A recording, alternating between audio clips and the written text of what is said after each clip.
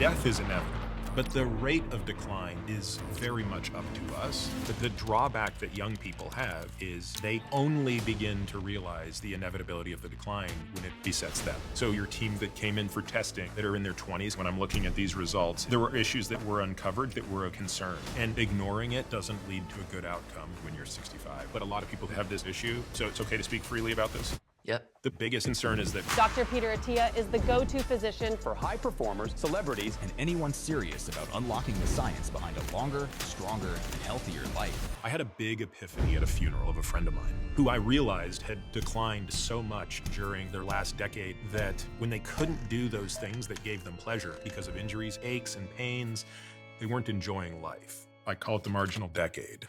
Wow, okay, so what are the most important parts of my health that I should be thinking about for longevity? So there's muscle mass, muscle strength, but we don't have a single metric that we can measure that better predicts how long they will live than how high their VO2 max is, which is the maximum amount of oxygen you can consume. And if you compare somebody who is in the top 2% to someone who is in the bottom 25%, there is a 400% difference in their all-cause mortality over the coming year.